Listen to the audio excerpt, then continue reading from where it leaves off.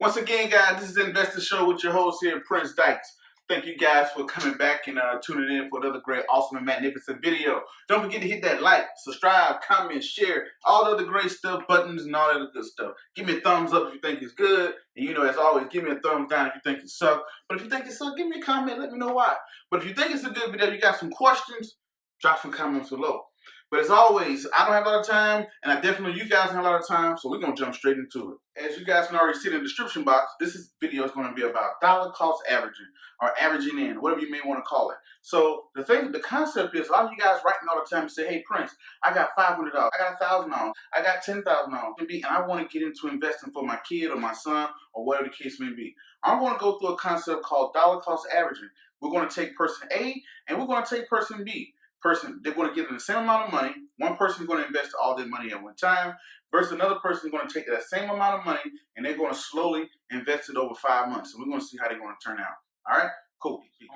So anyway, as you guys can see, we know the stock market doesn't move like this, which is considered a bull. It just doesn't go straight up or doesn't go straight down. You know, it usually goes up and down, has its side twiggles or whatever the case may be. What we're going to do, we got person A over here. We got person B over here. We're going to give both of them $500, and they're going to invest over 6 months, over 5 months. They're going to invest from January to May, right? And what's going to happen is they're going to start off, the share is going to be $10 in January, and it's going to have a little squiggly line, and it's going to go up. And in May, we're going to say this exact stock ends at $20, right? So we got one person here. They invest, person A decides, hey, I got my tax return, I got $500. I want to go and buy Nike stock or the index one. They buy Nike stock. They put $500 into Nike stock. We're going to say Nike stock costs us $10 each, right? So if you got $500 and it's $10 a share, how many shares are you going to get? How many times is 10 going to 500? It's going to go in there 50 times. This person is going to get 50 shares, right? So they brought 50 shares in January. The stock value increases, goes all the way up to $20. The stock value increases, goes all the way up to $20 per share. In May, this person essentially doubled their money. They made $10 per share, right? Because they purchased them for $10. They made $10 per share. And if you do 10 times 50 shares, you're going to come up with $500. This person started with $500. They got another $500 in capital gains. They're going to end out in May. If they sell their stock, they're going to have a grand total of $1,000, which is going to equal 100% return on investment. ROI, what they call it, the fancy word in investing. So how do you get 100%? Because he started with $500, bought them at 10, they went up to 50, he sold them in May, 100% return on investment, right? Now we're going to take person B. Person B was like, hey, I got $500, but I want to buy a little bit every month. So in January, they invest $100. In February, they invest $100. In March, they invest $100. In April, they invest $100. In May, they invest $100, right? So we're going to say, just for simplistic scenario version here, the stock started out at $10 in January. Then he kind of went on down, then he kind of went on up. Then he went here. Now it's $20 in May. So in January, it's $10. Come February, it's $5. Come May, it's $5.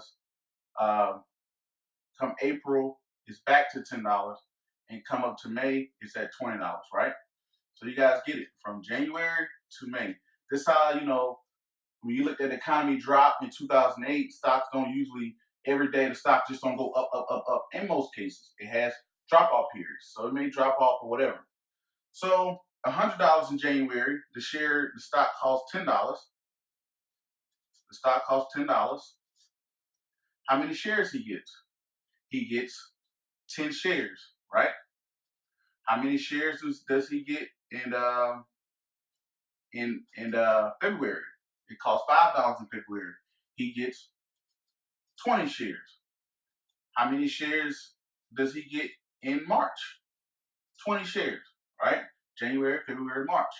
How many shares does he get in Oh, I didn't put the 5 right here.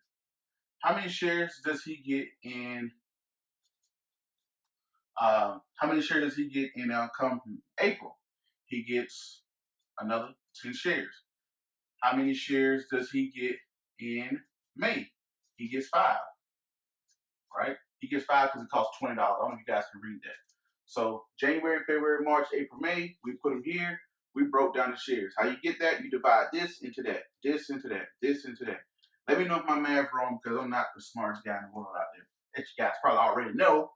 But anyway, so when we look at it now, come May, the stock is worth $20 down here. It's $20, right? So from his January investment, how much money is he up? He made $10, so we're going to multiply that times 10. 10 times 10. From his January investment, he's up $100 gain. From his February investment, how much money is he up? You do 20 times 15. 20 times 15 is how much? 300. So he's up $300 from the February investment.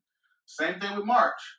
He's up $300 from his March investment.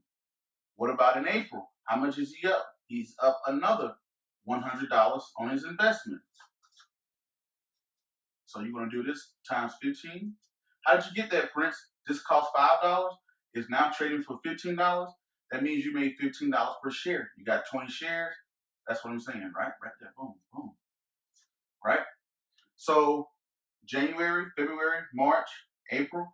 Come May, he's breaking even because he brought him at $20 and the stock is trading at $20, right? So simplistic version, we're not even going to count May. We're just going to do this right here. We're going to add this up. He's up 6, 7, 8, $800. $800. That is his capital gain. $800.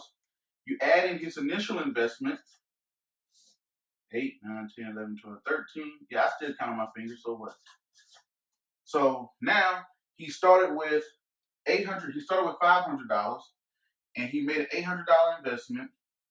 Now he's up $1,300. If my math is correct, he has 160% return on investment. You guys see, compared to person A, he had 100% return on investment. He ended up with $1,000 at the end, but this person here. How did person B get in front of person A? It's because when the stock dropped in February and March, he brought more, right? He was consistently buying. He only invested $500, just like the person over here. But when the stock dropped, he got it for sale in February. He got it for sale in March.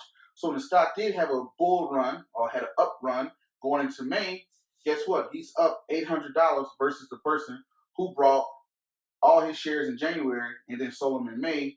This person here makes a 60% more return on his investment, that type of way. Now, I didn't even add in May. If I added in May, that would kind of throw things not off, but we're just going to keep it for simplistic purposes. So we're just going to look at January, February, March, how, when the stock moves up and down, how dollar cost averaging helps you get things on sale over time. So instead of just putting a bunch of money in at the time, how you can apply this is if you have a stock or if you're buying the index or whatever you're buying, you buy a little bit every single month. So when the stock market crashes or when it goes down, when it has dips, you just buying it every single month. You don't care what the price is. Person B said, hey, I'm buying it here, I'm buying it, I'm buying it, I'm buying it, I'm buying it, I'm buying it. And people do this for years. You know, one of the styles of Warren Buffett, dollar cost averaging, versus person A, who probably bought a bunch of stock right before the stock market crashed, and now they're just holding on to their life. They never invested again. You know, they could be hurting themselves by not dollar cost averaging. But hope you guys get that. Hopefully that makes sense to you guys. This is dollar cost averaging. My name is Prince Dykes. This is the Investor Channel. Thank you guys for tuning in. Don't forget to hit that like, subscribe, comment, and share button. And to the next video, you guys already know what to do. Peace, be safe, and I am out.